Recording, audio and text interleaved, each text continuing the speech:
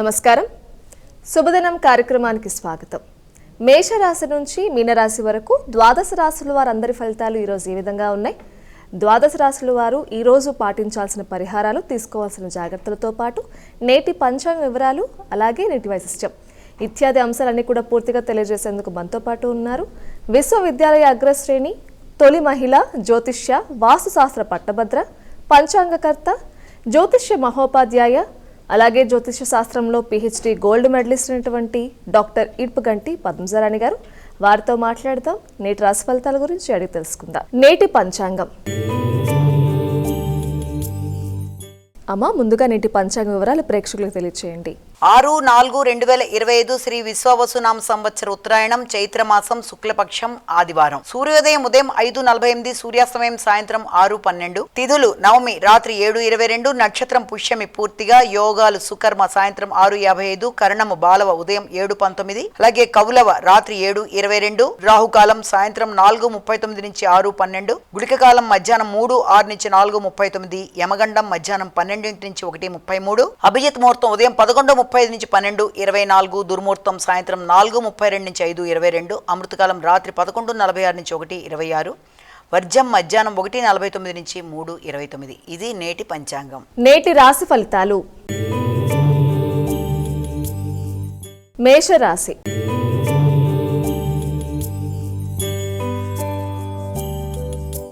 అమ్మ, మొదటి రాశి అనేటువంటి మేషరాశి వారికి ఈరోజు ఎలా ఉంది? మేషరాశి గురించి తెలుసుకుందాము.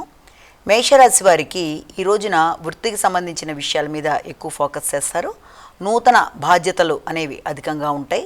ముఖ్యంగా కొత్త బాధ్యతలతో పాటుగా శ్రమ అనేది అధికంగా ఉంటుంది. అలాగే మీ శక్తికి మించి మీరు చేస్తున్న పనులలో మీ యొక్క ఆలోచనలని పెట్టి కొత్త విధానాల్లో డెవలప్ అవ్వడానికి, అది వృత్తిపరంగా మీరు చాలా రకాలుగా కృషి చేయడం అనేది, అలాగే కుటుంబ బాధ్యతలు అనేవి కూడా చాలా అధికంగా ఉండడం, ముఖ్యంగా తల్లి యొక్క ఆరోగ్యం మీద తగినంత శ్రద్ధ తీసుకుంటూ మీరు ముందుకు వెళ్ళడానికి కృషి చేయడం, వ్యవసాయ భూములు మొదలైన వాటికి సంబంధించి భూములు మొదలైనవి కొనడానికి ఆలోచనలు చేయడానికి కూడా ఈ రోజున చాలా వరకు అనుకూలత అనేది అధికంగా ఉన్న రోజుగా మనం ఒకటి ఈ రోజుని భావించవచ్చు. వృషభ రాశి.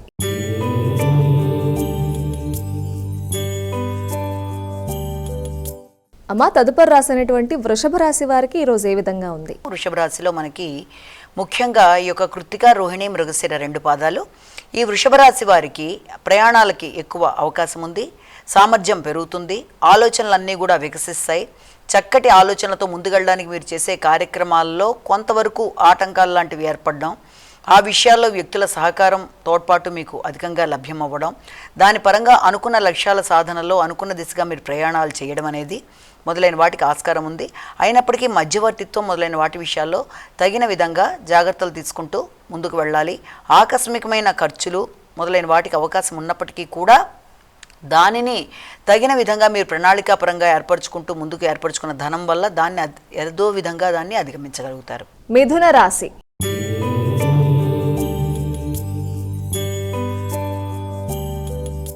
మిథున రాశి వారి ఫలితాలు ఎలా ఉన్నాయండి? మిథున రాశిలోకి వచ్చే నక్షత్రాలు తీసుకున్నట్లయితే మృగశిర, ఆరుద్ర, పునర్వసు 3 పాదాలు. ఈ మిథున రాశి వారికి కుటుంబ విషయంలో ముఖ్యంగా ఆర్థిక సంబంధమైన విషయాలు కొంతవరకు అనుకూలత ఉన్నప్పటికీ కూడా, రావాల్సిన ధనాన్ని అందుకున్నప్పటికీ కూడా వీలైనంత వరకు ఆరోగ్య సంబంధమైన విషయాల్లో, అంటే ఆహార స్వీకరణ విషయంలో కానీ, లేకపోతే కొత్త ప్రదేశాలకు వెళ్ళి ఆహారాన్ని స్వీకరించే విషయాల్లో కానీ తగిన విధంగా జాగ్రత్తలు తీసుకోవాలి. ఎప్పటి నుంచో ఆగిన ధనం రావడం అనేది, దాన్ని చక్కగా ప్రణాళికాపరంగా ఏర్పరచుకుంటూ ఏ రకంగా పెట్టుబడులు పెట్టాలా అని మీరు ఆలోచనలు చేయడం, ముఖ్యంగా భూమికి సంబంధించిన విషయాల మీద ఎక్కువ దృష్టి సారించడం, పోటీలు మొదలైన వాటిల్లో ఎక్కువ కృషి చేసి అనుకున్న ఫలితాలు సాధించడానికి ఎక్కువ శ్రమ చేయడం మొదలైన వాటికి తగిన రోజుగా ఈ రోజున మనం భావించవచ్చు. కర్కాటక రాశి.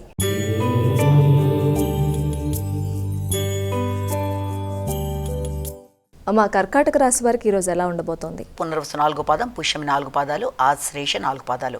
ఈ కర్కాటక రాశి వారికి ఈ రోజున మీ మీద మీకు కొంత నమ్మకం అనేది ఏర్పడినా కూడా పూర్తి స్థాయిలో నమ్మకం అనేది లేకుండా కొంత ఘర్షణతో కూడిన అభిప్రాయాలు అనేవి మీ మీద మీకు ఏర్పడడం, ఏదైనా పని నేను చేయగలనా లేదా అని మీ శక్తి సామర్థ్యాల మీద మీకు కొంత ఉద్వేగంతో కూడి నమ్మకాలు సడలింపు మొదలైన వాటికి ఆస్కారం ఉంది. అయినప్పటికీ కూడా మీరు పట్టుదలతో కృషి చేసి అనుకున్న ఫలితాలు సాధించడానికే ఎక్కువ శ్రమ చేస్తారు. ఒక పక్కన వృత్తి, ఒక పక్కన సంతానం, రెండింటి మధ్య కొంత ఘర్షణతో కూడిన వాతావరణంతో కొంత మానసికంగా ఘర్షణ అనేది అధికంగా ఉంటుంది. సింహరాశి.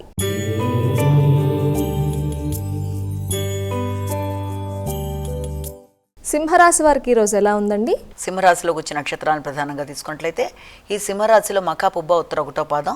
సింహరాశి వాళ్ళకి ఈ రోజున వ్యక్తిగత ఖర్చులు అనేవి కొంత అధికంగా ఉంటాయి. ఆ వ్యక్తిగత ఖర్చుల్లో కూడా మీ ఆలోచనలకు అనుగుణంగా ఏదైనా దూర ప్రయాణాలకు సంబంధించి కానీ, లేకపోతే దానికి సంబంధించి తల్లి తండ్రులకి సౌకర్యాలు కలిగించే విషయంలో కానీ కొంత అధికమైన ఖర్చులు అనేవి ఏర్పడడం, ఆ నేపథ్యంలో మీరు ఏర్పాటు చేసుకున్న ఖర్చుల విషయంలో కొత్త వ్యక్తుల పరిచయాలతో కొంత ఇచ్చిన రుణాలు వెనక్కి రావడం కష్టం ఉన్న విషయాన్ని మీరు గ్రహించుకుంటారు. రావాల్సిన ధనం సమయానికి వెనక్కి రావడంలో కొంత లోపాలు అనేవి ఎదుర్కొంటారు. కన్యా రాశి.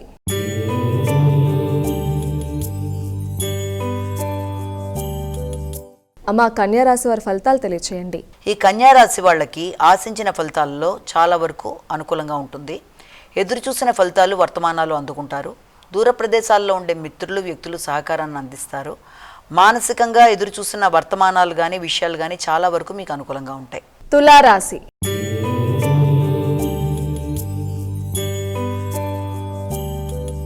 అమ్మా, తులారాశి వారికి ఈరోజు ఎలా ఉండబోతోంది? చిత్తా స్వాతి విశాఖ 3 పాదాలు. తులారాశి వాళ్ళకి వృత్తిపరమైన విషయాల్లో కొంత అవరోధాలు ఏర్పడతాయి. అలాగే సహకరించే వ్యక్తుల విషయంలో కూడా రావాల్సినంత ఇది లేకపోగా ఘర్షణ అనేది వృత్తి ప్రదేశాల్లో అధికంగా ఉండడం, అది ధనానికి సంబంధించిన విషయాలు కానీ భాగస్వామి వ్యవహారాల్లో కానీ కొంత చికాకులు అనేవి అధికంగా ఉండడం, దానివల్ల మాటలతో అపార్థాలు చికాకులు అధికంగా ఉంటాయి. కాబట్టి మాట్లాడేటప్పుడు తగిన విధంగా జాగ్రత్త తీసుకుంటూ ముందుకు వెళ్ళాలి. వృశ్చిక రాశి.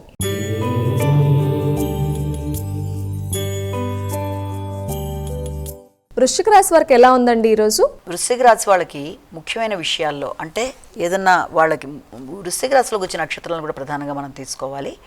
దీంట్లో విశాఖ, అనురాధ, జ్యేష్ఠ ఈ యొక్క వృశ్చిక రాశి వాళ్ళకి ప్రయాణాల విషయంలో, దూర ప్రయాణాల విషయంలో, అలాగే శత్రుత్వాల విషయంలో తగిన విధంగా జాగ్రత్తలు తీసుకోవాలంటే మిత్రులుగా ఉంటూ కనబడుతున్న వ్యక్తులతో కూడా కొంత అభిప్రాయ భేదాలు వచ్చే అవకాశం ఒకటి ఉంది.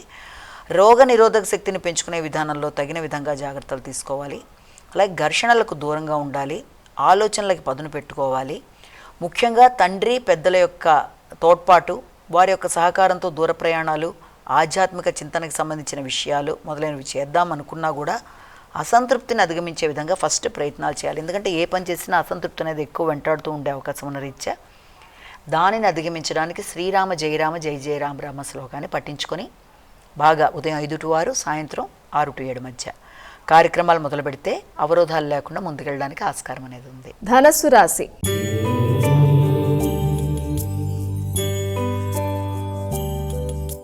అమ్మా, ధనస్సు రాశి వారి ఫలితాలు ఈరోజు ఏ విధంగా ఉన్నాయి? ధనుసు రాశిలో మూల, పూర్వషాఢ, ఉత్తరాషాఢ ఈ యొక్క ధనుసు రాశి వాళ్ళకి ఆకస్మికమైన నిర్ణయాలు, ఆకస్మికమైన ఖర్చులు మొదలైనవి ఉన్నప్పటికీ కూడా ఆరోగ్య సంబంధమైన విషయాల్లో మాత్రం తగిన విధంగా జాగ్రత్తలు తీసుకోవాలి. కొత్త ప్రదేశాల్లో, కొత్త వాతావరణంలో, ఆహార స్వీకరణ విషయంలో, అలాగే నూతన వ్యక్తులతో కలిసి మాట్లాడేటప్పుడు కానీ, వారికి ఏదైనా ధన సహాయం చేయడానికి చేసే ప్రయత్నాల్లో కానీ జాగ్రత్తలు తీసుకోవాలి. ముఖ్యంగా విద్యార్థులు వారి ఆరోగ్యం, శ్రద్ధ, శ్రమ మొదలైన వాటి మీద దృష్టి సారించాలి. మకర రాశి.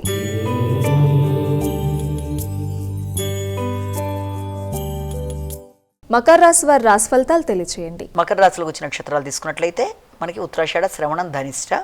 మకర రాశి వాళ్ళకి ఆలోచనలు చాలా వరకు అనుకూలంగా ఉంటాయి. ఆర్థిక సంబంధమైన విషయాలు అనుకూలంగా ఉంటాయి. జీవిత భాగస్వామితో అనుకూలంగా ఉంటుంది.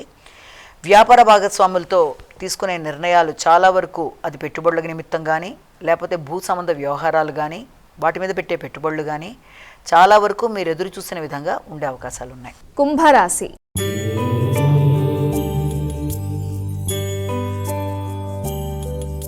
మా కుంభరాశి వారికి ఈరోజు ఎలా ఉండబోతోంది? కుంభరాశిలోకి వచ్చే నక్షత్రాలని ప్రధానంగా తీసుకుందాము. ధనిష్ట, శతభిషం, పూర్వభద్ర 3 పాదాలు. కుంభరాశి వాళ్ళకి రోగనిరోధక శక్తిని పెంచుకోవాలి. అలాగే వ్యక్తిగత ఆరోగ్యం మీద శ్రద్ధ తీసుకోవాలి. ముఖ్యంగా శత్రువుల మీద విజయాన్ని సంపాదించడానికి నైపుణ్యాలు పెంచుకుంటూ ముందుకు పెడతారు. మిత్రుల సహకారం బాగుంటుంది. అలాగే పోటీ పరీక్షల్లో ఉత్తీర్ణులు అవుతారు.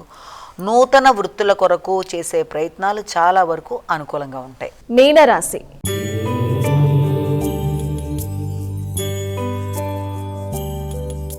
అమ్మ, చివరి రాశి అనేటువంటి మీనరాశి వారికి ఈరోజు రాశి ఫలితాలు ఏ విధంగా ఉన్నాయి? పూర్వపద 4 పాదం, ఉత్తరపద 4 పాదాలు, రేవతి 4 పాదాలు.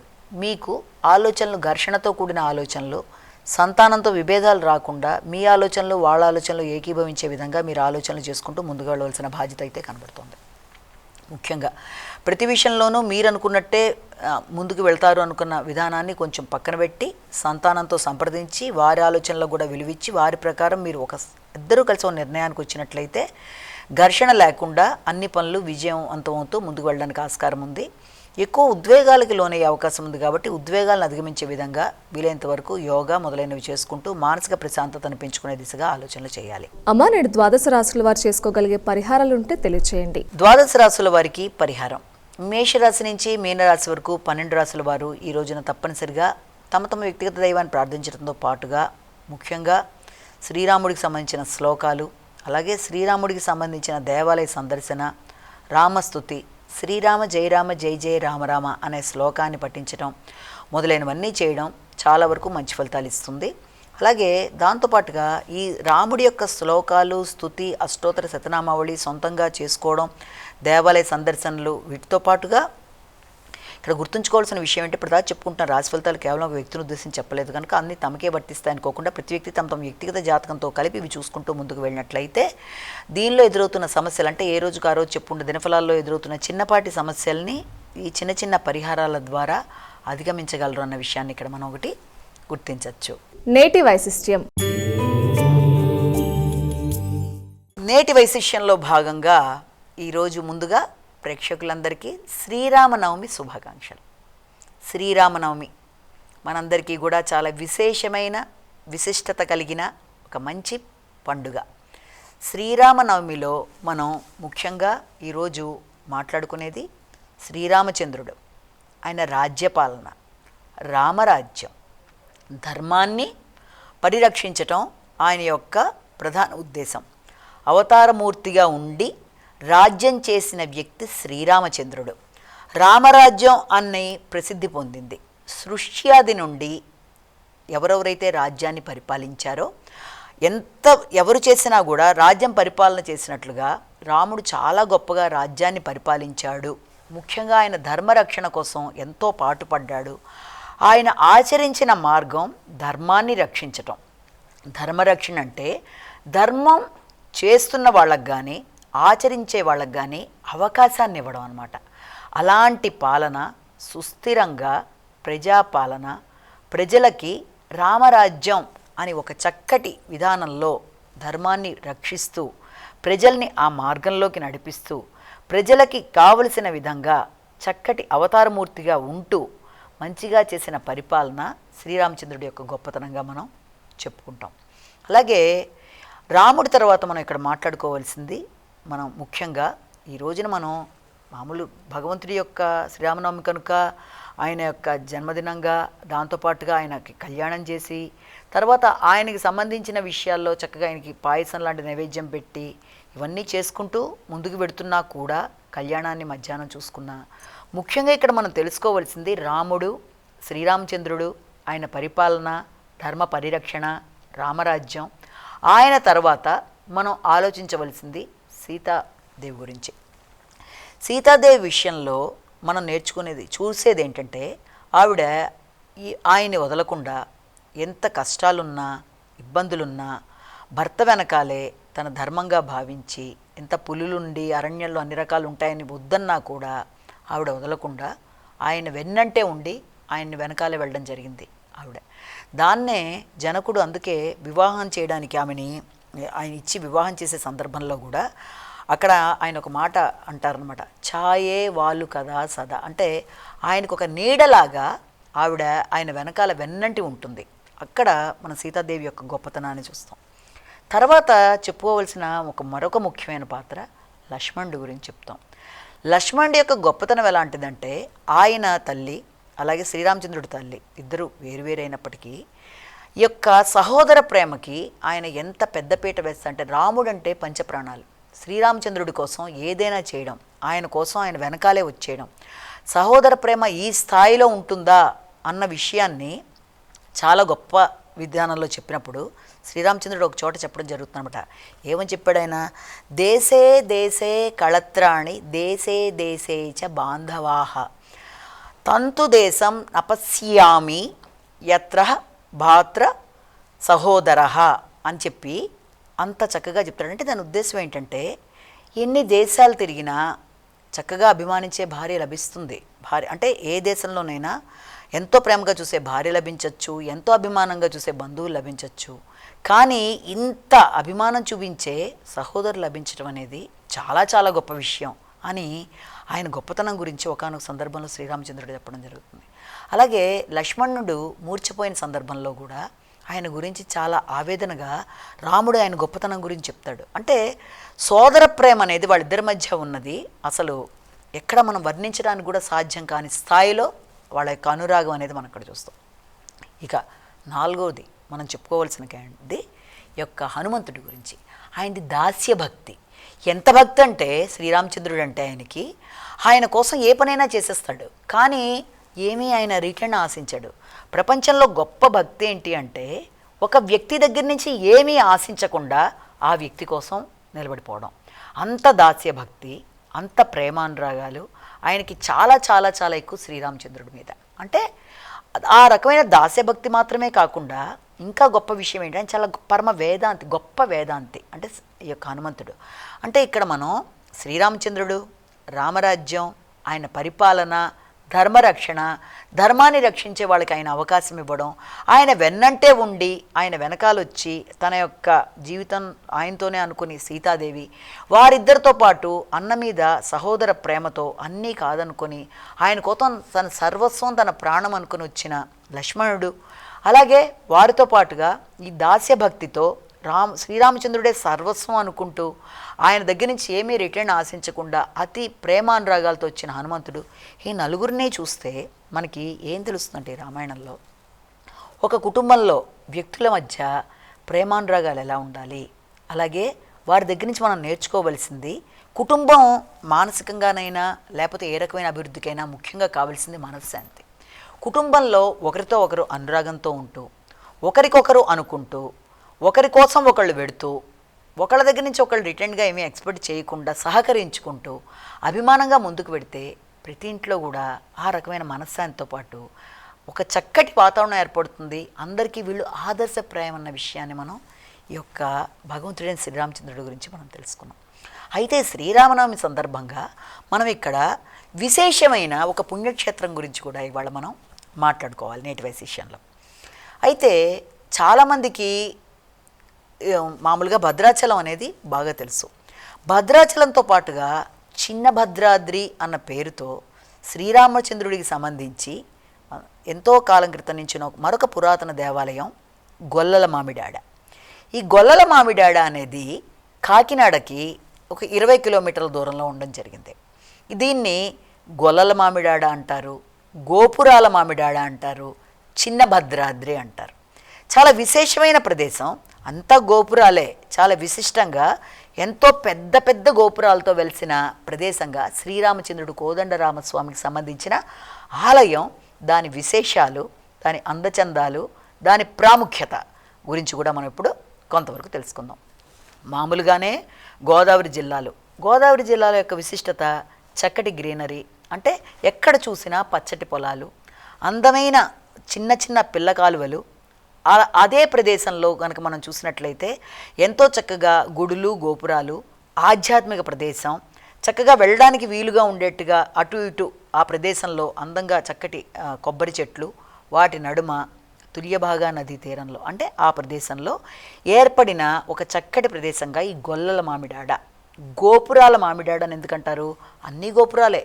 ఆ ప్రదేశంలో గన మనం కాలుపెట్టినట్లయితే పచ్చటి ఆకుపచ్చటి చెట్లు, ఆకుపచ్చటి చెట్ల మధ్య ప్రవహించే చిన్న చిన్న పిల్ల కాలువలు, వాటితో పాటు గోదావరి అందచందాలు, ఎంతో విశేషంగా చక్కటి గాలి వాతావరణం, అది చూసే కొద్దీ చూడాలనిపించేంత అందమైన ప్రదేశంలో ఉన్న ఈ గొల్లల మామిడాడ. ఒకప్పుడు గొల్లలు ఎక్కువగా ఇక్కడ ఉండేవాళ్ళని, గోపురాల మామిడాడ ఎక్కడ చూసినా గోపురాలు ఉంటాయని, చిన్న భద్రాద్రి అంటే అక్కడ ఈ యొక్క శ్రీరామచంద్రుడి ఆలయం ఉందని, దీనికి రకరకాల విశేషతల్ని ఆపాదిస్తారు.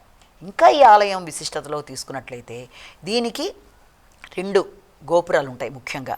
ఒకటి తూర్పు గోపురం, ఇంకోటి చూస్తే పశ్చిమ గోపురం, మధ్యలో గర్భాలయం ఉంటుంది. అయితే ఇదిలో ఈ ఫస్ట్ చెప్పిన ఈ తూర్పు వైపు ఉండే ఈ గోపురంలో 9 అంతస్తులతో 160 అడుగుల ఎత్తులో ఇది ఉంటుంది. అలాగే పశ్చిమ గోపురాన్ని కనుక మనం చూసినట్లయితే 11 అంతస్తులతో 200 అడుగుల ఎత్తులో ఉంటుంది. దీన్ని 1889లో ఇద్దరు అన్నదమ్ములు దీనికి మొదలుపెట్టారనమాట. వాళ్ళకేంటే రాముడి యొక్క మీద ప్రేమ అనురాగాలతో, శ్రీరామచంద్రుడి మీద అభిమానంతో వాళ్ళిద్దరూ చిన్నగా మొదలుపెట్టారు. రాముడు వాళ్ళ కళ్ళల్లో కనబడి వాళ్ళకి రావడం వల్ల ఒక చిన్నది వీళ్ళు ఏర్పరిచారనమాట. అతని పేరేంటంటే రామిరెడ్డి సుబ్బిరెడ్డి అని, ఇద్దరు ద్వారపూడికి సంబంధించిన ఇద్దరు అన్నదమ్ములు చక్కగా దాన్ని మొదలు పెట్టడం. తర్వాత కాలంలో 9 అంతస్తులతో దాన్ని చక్కగా నిర్మించడం 1947లో. తర్వాత మళ్ళీ 1956, 58 మధ్య దాన్ని ఇంకా ఎక్కువ కట్టడాలతో దాన్ని 11 అంతస్తులతో 200 అడుగులు ఇంత విశేషంగా దీన్ని అమర్చి, తర్వాత దాన్ని కట్టింది కూడా దాని మీద దాని మీద కూడా రాముడు బాలరామాయణానికి సంబంధించిన బొమ్మలు, అలాగే రాముడికి సంబంధించిన, అలాగే ఇంకా పశ్చిమ గోపురానికి సంబంధించిన విషయాల్లో దాని మీద అన్నీ రామాయణానికి సంబంధించిన విషయాలు. చిన్నప్పుడు రాముడికి ఒక అద్దం చూపిస్తూ అక్కడ దశరథుడు, ఇప్పుడంటే సెల్ ఫోన్స్ అవి ఇస్తున్నారు కానీ పిల్లలు ఆడుకోవడానికి, అప్పుడు అద్దాన్ని ఇచ్చి అద్దంలో ప్రతిబింబాన్ని ఇలా రకరకాలుగా చాలా అందంగా చెక్కినట్టుగా ఉండే అన్నీ కూడా చక్కటి శిల్పాలు, అంటే సజీవత ఉట్టిపడుతున్నట్టుగా. వీటన్నిటికంటే కూడా ఇంకా ముఖ్యమైనది ఏంటంటే శ్రీరామచంద్రుడు, సీతాదేవి, లక్ష్మణుడు వీళ్ళ సమేతంగా ఆంజనేయ స్వామితో ఉండడమే కాకుండా ఇక్కడ ఈ పశ్చిమ గోపురానికి ఆనుకొని ఈ యొక్క పశ్చిమ టవర్ ఉంది కదా, దానికి 64 పిల్లర్స్ మీద దానికి ఆనుకొని ఒక పుష్పక్ అనే పేరుతో ఒక చక్కటి ఒక మిర్రర్స్తో కూడిన, అంటే అద్దాల మందిరం ఉంటుంది. ఆ అద్దాల మందిరంలో చాలా చక్కగా ఊంజల్ సేవకు అనుకూలంగాను, అలాగే శ్రీరామచంద్రుడికి సంబంధించి కళ్యాణం తర్వాత తీసుకెళ్ళి అందులో పెట్టి ఆ ఉయ్యాలు ఊగుతున్నట్టుగాను ఆ రకరకాల విధానాలుగా రామాయణానికి సంబంధించినవన్నీ కూడా అందులో కూడా ఏర్పరిచారు. ఆ బొమ్మలన్నీ కూడా చూస్తున్నట్లయితే సజీవత ఉట్టిపడుతున్నట్టుగా, ఉయ్యాలు ఊగుతున్నట్లుగా. తర్వాత ఈ కళ్యాణం అనేది ఇక్కడ జరిగిన తర్వాత అక్కడ తీసుకెళ్ళి అక్కడ పెట్టి పుష్పాలంకరణ చేయడం మొదలైన వాటికి ఆనవాలంగా దాన్ని చాలా గొప్పగా చెప్తారు. అంటే చూసే కొద్దీ చూడాలనిపించి, అది మనం కనుక ఈ పశ్చిమ దానిపైనకి వెళ్ళి చూసినా కూడా అక్కడి నుంచి 20 కిలోమీటర్ల దూరంలో ఉండి కాకినాడ, అటుపక్క నుంచి పాండవుల మెట్ట పెద్దాపురంలో ఇవన్నీ కూడా కనబడతాయి అంటారు. చాలా విశేషత కలిగిన దేవాలయంగా దీన్ని చెప్తారు. అలాగే కళ్యాణం అనేది చాలా విశేషంగా అపురూపంగా జరుగుతుంది. గవర్నమెంట్ వాళ్ళు దానికి సంబంధించి దాన్ని పంపించడం, అలాగే ముత్యాల తలంబ్రాలు, అలాగే ఆ అక్షంతుల్ని కూడా వాళ్ళు ఏం చేస్తారంటే అది తీసుకొని ఈ యొక్క భక్తులు కనుక తీసుకొని వాళ్ళు పాయసం లాంటిది వండుకుంటే అన్ని విధాల అభివృద్ధిని కౌంటర్లో కూడా అమ్ముతూ ఉంటారు. చాలా చక్కగా చూడడానికి ఎంతో ఆనందాన్ని కలిగిస్తూ, అక్కడే ఉండే శ్రీరాముడికి సంబంధించిన వాటర్ కూడా, అంటే అక్కడ శ్రీరాముడికి ఈ యొక్క పూజలకి సంబంధించి తుల్యభాగా నది నుంచి తీసుకొచ్చిన నీళ్లను తీసుకొచ్చి పూజలకి వాడుకోవడం అనేది శ్రీరామ క్షేత్రంగాను, అది ఎంతో విశేషాలతో కూడిన టెంపుల్గా దీని వాళ్ళు చాలా విశేషంగా చెప్తారు. చూసే కొద్దీ చూడాలనిపించేట్టుగా అద్దాల మందిరం చాలా చాలా స్పెషల్. అందులో కూడా మన యొక్క రూపాలు రకరకాలుగా పొట్టిగా ఉన్నట్టు, ఒక అద్దం దగ్గర పొడుగ్గా ఉన్నట్టు, పక్కన డివైడ్ అయినట్టుగాను రకరకాలుగా ఉండడం, ప్రతి చోట కూడా. అంతెందుకు కథల్లో కూడా శ్రీరామచంద్రుడు ఒక ముత్యాలహారాన్ని హనుమంతుడికి ఇస్తే ఆయన దాంట్లో ప్రతి చోట రాముడిని వెతుక్కోవడానికి దాన్ని చితక్కొట్టినట్టుగా ఉండేది కూడా దాంట్లో అందంగా చిత్రీకరించారు. అంత చక్కగా ప్రతి విషయాన్ని కూలంకషంగా చూస్తే కన్నుల విందుగా ఉండేట్టుగా చేసిన గొల్లల మామిడాడ. ఈ గొల్లల మామిడాడ యొక్క ఇంకా గొప్ప విశిష్టత ఏంటంటే 2022లో పోస్టల్ స్టాంపు మీద ఆ గోపురాలను కూడా ముద్రించడానికి కాకినాడ వాళ్ళు దాన్ని ఇది చేశారు. అంటే పోస్టల్ స్టాంపు మీద, అంటే ప్రపంచంలో, అంటే భారతదేశంలో ఎత్తైన టవర్స్ ఉన్న టెంపుల్స్లో మొదటి 10లో దీనికి కూడా ఒకానొక ప్లేస్ ఉంది. కాబట్టి ఈ గోపురాలకు అంత విశిష్టత ఉంది. కాబట్టి ఆ గోపురాల మామిడాడైన ఆ గొల్లల మామిడాడ యొక్క ఆ గోపురాల్ని పోస్టల్ కవర్ మీద కూడా ముద్రించారంటే దాని యొక్క వైభవం, గొప్పతనం ఏ స్థాయిలో ఉందో మనం ఆలోచించుకోవచ్చు. రాముడికి సంబంధించినవన్నీ కూడా ఎంతో చక్కగా చేయడం, అలాగే రాముడికి సంబంధించి అక్కడ ప్రత్యేకంగా రామవ్రతాలని, రాముడికి సంబంధించి ఈ యొక్క శ్రీరామనవమి అనేది చాలా చాలా విశేషంగా చేయడం, 2 కళ్ళు చాలని విధంగా చేయడం, ఆ పుష్పాలంకరణ, రాముడికి సంబంధించిన ఆ యొక్క తలంబ్రాల బియ్యాన్ని అన్నీ కూడా చక్కగా ఇది చేయడం అనేది ఇంత గొప్ప విశిష్టత కలిగిన దేవాలయంగా మన శ్రీ కోదండరామస్వామి చినభద్రాద్రి అయిన గొల్లల మామిడాడ గురించి మనం ఇప్పుడు చెప్పుకున్నాం. ఇంకా అదే ఊళ్ళో ఉండే మరొక గొప్ప దేవాలయం కూడా సూర్య దేవాలయం కూడా అనేది ఒకటి ఉంది. ఇంకొకసారి ఏదైనా సందర్భంలో దీని గురించి కూడా చెప్పుకుందాం. ఏది ఏమైనప్పటికీ శ్రీరామనవమి సందర్భంగా మంచి గొల్లల మామిడాడని మనం తలుచుకోవడం, శ్రీరాముడి యొక్క ఆశీస్సులు అందరూ పొందాలని మనస్ఫూర్తిగా కోరుకుంటూ నమస్కారం. వీక్షించారు కదండి, ఇది ఈనాటి శుభదినం కార్యక్రమం. తిరిగి రేపటి కార్యక్రమంలో మళ్ళీ కలుసుకుందాం. అంతవరకు సెలవు. నమస్కారం.